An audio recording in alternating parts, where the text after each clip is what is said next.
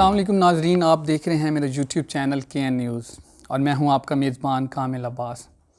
آج ہم جس سیاسی شخصیت سے گفتگو کرنے آئے ہیں ان کے بارے میں اتنا ہی کہوں گا، جب بھی ملک میں اخلاقیات، رواداری اور وفاداری کی سیاست کا تذکرہ ہوگا ان کا نام سر فہرست ہوگا۔ یقین جانیے، میں سمجھتا ہوں کہ ایسی شخصیت کا پاکستان کی سیاست میں ہونا پاکستان کے اعزاز کی بات ہے۔ لیڈر آف ہاؤس سینٹ اور leader of opposition senate, chairman Pakistan Muslim League Nawaz جناب راجہ ظفر الحق صاحب۔ السلام علیکم سر۔ وعلیکم السلام جی سر، کیا حال ہیں؟ جی مہربانی سر، بہت شکریہ، آپ نے اپنے قیمتی وقت میں سے ہمارے لیے ٹائم نکالا۔ سر، سیاست میں کب اور کس طرح ان ہوئے؟ سیاست میں جو میری فیملی کی خاندان تھا وہ پہلے سیاست میں تھا، تو میں انٹر ہوا، سب نے فیصلہ کیا میرے گاؤں ہے مٹور وہاں، تو یہ 1959 میں جب یہ لوکل باڈیز کا نظام آیا تو میں نے پھر وہ الیکشن لڑا، تو ہم 3 لوگ کھڑے ہوئے، تو میری عمر اس وقت بالکل 24-25 سال کی تھی، تو پھر میں اللہ کی مہربانی سے اور لوگوں کی مدد سے میں پھر اس میں سب سے اول آیا۔ 3 میں سے 2 نے ہونا تھا، تو میں ہوا اور ایک کیپٹن انور صاحب تھے وہ ہوئے۔ تو اس کے بعد پھر میں کچھ عرصے کے بعد ڈسٹرکٹ کونسل کا ممبر ہو گیا، ڈسٹرکٹ کونسل راولپنڈی کا، اور پھر وہاں پر ڈی سی چیئرمین ہوتا تھا۔ وہ پھر فیصلہ یہ کیا گیا کہ سارے ڈسٹرکٹ میں الیکٹڈ چیئرمین ہونا چاہیے، تو اس میں لوگوں نے میری حمایت کا اعلان کرنا شروع کیا۔ تو ایک بااثر شخصیت تھی، ان کو یہ بات پسند نہیں تھی کہ میں آ جاؤں، تو وہ پھر سارے ویسٹ پاکستان میں الیکشن ہوئے، تو پھر راولپنڈی میں ڈسٹرکٹ کونسل کا الیکشن نہیں ہوا، لیکن جو ایجوکیشن کمیٹی تھی، جو ڈیولپمنٹ کمیٹی تھی، جو کوآرڈینیشن کمیٹی تھی، ان تینوں کمیٹیوں کا میں چیئرمین تھا۔ اور اللہ تعالیٰ کی مہربانی سے اس وقت 29 ہائی اسکول تھے ڈسٹرکٹ میں، تو میں نے ان کا کمپٹیشن کروایا اور انہیں انعام بھی دیے، اور ان کی جو اسٹاف کی اگر کوئی کمی تھی وہ پوری کی، جو بلڈنگ کی اگر کمی تھی وہ پوری کی، تو اس لحاظ سے کافی اچھا وقت گزرا۔ پھر ایسٹ پاکستان اور ویسٹ پاکستان کے لوکل باڈیز کنونشن ہوا ڈھاکہ میں، تو ہر ضلع میں سے ایک آدمی کو وہاں بھیجا گیا، تو پنڈی میں سے مجھے بھیجا گیا، تو وہاں پر پھر کوئی 5-6 دن ہم رہے، وہاں پھر میں بار اسوسیشن میں بھی گیا، مولوی فرید صاحب سے ملا جو بعد میں ممبر ہوئے، تو اسی طریقے سے وہاں مختلف لوگوں سے ملاقاتیں وغیرہ ہوئیں، حالات پتہ کیے کیا ہے۔ تو پھر اس کے بعد میں واپس آیا، تو میرے بارے میں یہ تاثر تھا یہ اسلامی ذہن کا ہے، ہو سکتا ہے یہ جماعت اسلامی کو جوائن کر دے، لیکن میں نے جب پارٹی جوائن کرنے کا سوال آیا، میں نے پھر یہی دیکھا کہ میں وہ پارٹی جوائن کروں جو بعد میں مجھے بدلنی نہ پڑے، تو پھر میں نے مسلم لیگ کو چنا، اور 57 میں نے مسلم لیگ جوائن کی۔ پھر میں ڈسٹرکٹ کا جنرل سیکرٹری منتخب ہوا، پھر اس کے بعد اور اس وقت سید مصطفیٰ شاہ گیلانی جو ممبر صوبائی اسمبلی بھی تھے اور وہ ڈسٹرکٹ کے مسلم لیگ کے پریزیڈنٹ تھے، تو انہوں نے خود مجھے آ کر کہا کہ میری خواہش ہے کہ اب آپ یہ منصب سنبھالیں۔ یہاں سے ایک وفد گیا، یہ دولتانہ تھے اس وقت مسلم لیگ کے پریزیڈنٹ، تو انہوں نے پھر مجھے منتخب کیا ایز پریزیڈنٹ مسلم لیگ. پھر صوبائی جو ورکنگ کمیٹی تھی اس کا مجھے ممبر بنایا گیا، اور وہ تھے خواجہ محمد صفدر صاحب مرحوم، جو خواجہ آصف کے جی والد صاحب تھے. جی ہاں. تو پھر اس کے بعد جب مسلم لیگیں اکٹھی ہوئی تو اس وقت پھر پیر صاحب اکھاڑا کو متحدہ مسلم لیگ کا صدر بنایا گیا، اور انہوں نے مجھے پھر ورکنگ کمیٹی میں رکھا. اور یوسف رضا گیلانی صاحب جو آج کل چیئرمین سینٹ ہیں، ان کے والد صاحب ممبر تھے، اور احسن ظفر صاحب وغیرہ، اس طرح اچھی شخصیات. اچھا سر، پاکستان مسلم لیگ نواز کے بانی رہنماؤں میں آپ کا ذکر ہوتا ہے، تو یہ مسلم لیگ نواز بنانا کوئی انسیڈنٹل تھا یا ایک سوچ تھی جس کو نواز شریف صاحب نے آپ لوگوں سے شیئر کر کے یہ پارٹی بنائی؟ اصل میں ایک وقت ایسا بھی آیا کہ جب کہ مسلم لیگ میں فیکشنز بن گئے، کونسل مسلم لیگ، کنونشن مسلم لیگ. تو پھر یہ جو زیادہ بڑا گروپ بنا وہ پھر میاں نواز شریف صاحب کا حامی تھا، اور اس لحاظ سے پھر اس میں مسلم لیگ، پاکستان مسلم لیگ نواز رکھا گیا. کیونکہ میاں ممتاز دولتانہ کونسل لیگ کے پریزیڈنٹ تھے، وہ پھر یحییٰ خان کے زمانے میں بطور سفیر انگلینڈ چلے گئے، تو پیچھے کوئی سلسلہ نہ رہا. تو وہ پھر سردار شوکت یاد کو کچھ وقت کے لیے بنایا گیا، قائم مقام نہیں، مطلب چنا گیا ان کو. وہ ایک متحرک شخصیت تھے، لیکن زیادہ موقع ان کو بھی نہیں ملا. وہ پھر خود بھٹو صاحب کو بلا کر پیپل پارٹی میں شامل ہو. نواز شریف صاحب سے وابستگی کی وجہ؟ اس وقت وہ ینگ بھی تھے، متحرک بھی تھے، ان کی بیک گراؤنڈ بھی تھی، اور وہ پاکستانیت ان میں کافی نمایاں تھی. تو وہ جانتے تھے پاکستان کی سیاست کو بھی، پاکستان کے مسائل کو بھی، اور ایک متحرک شخصیت تھے جو ان کے زمانے میں مسلم لیگ کو بھی کافی تقویت ملی.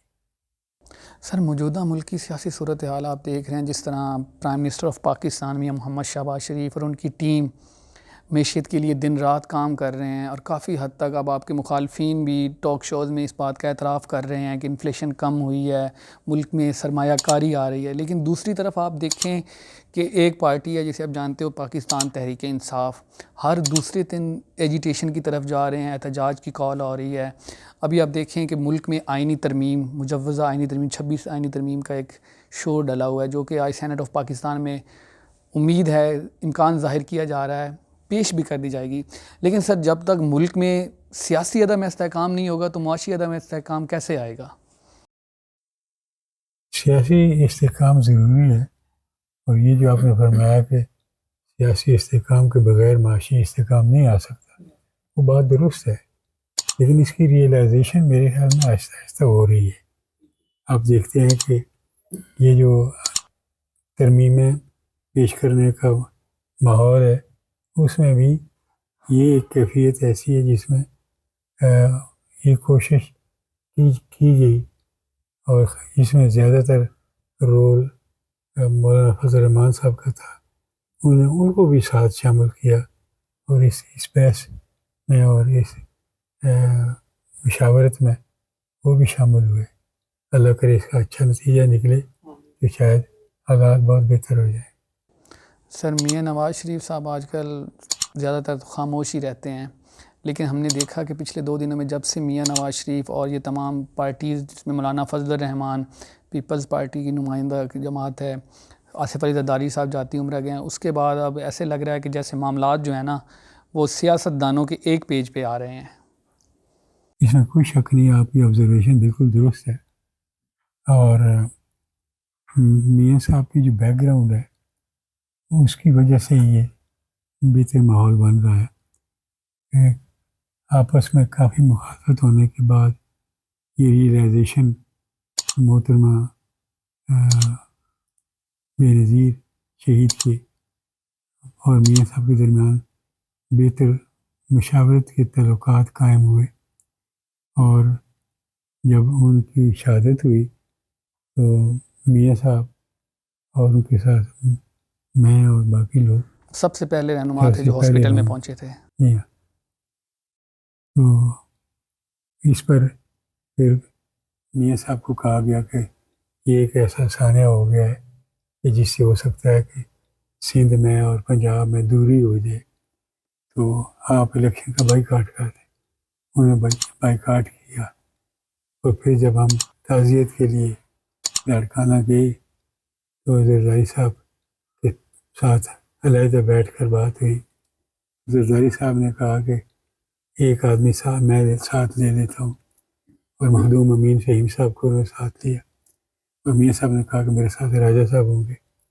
تو پھر ہم دوسرے کمرے میں چلے گئے. وہاں پر زرداری صاحب نے یہی کہا کہ آپ نے اعلان تو کر دیا ہے، ہم آپ کے شکر گزار ہیں، لیکن اس وقت میری پوزیشن وہ نہیں ہے جو محترمہ بے نظیر صاحبہ کی تھی، اور اگر وہ الیکشن لڑنے کی خواہش رکھتی تھی تو میں اس کو بدل نہیں سکتا، اور اگر وہ نہ لڑنے کی پوزیشن میں وہ سمجھتی تھی اور میں کہوں نہیں ہم نے لڑنا ہے تو وہ میرے بس کی بات نہیں ہے، اس لیے کچھ وقت ٹھہر جائیں.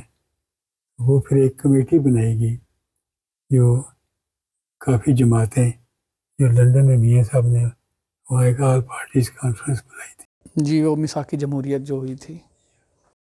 تو اس میں وہاں پر یہ فیصلہ کیا گیا کہ میاں صاحب اس وقت کچھ دیر ابھی لندن میں انہوں نے رہنا تھا، تو پاکستان کے اندر مسلم لیگ میں سے کوئی آدمی کسی کو نامینیٹ کیا جائے اور اس پر باقی جماعتیں بھی اتفاق کریں، پھر اتفاق رائے سے کوئی معاملہ آگے چلے.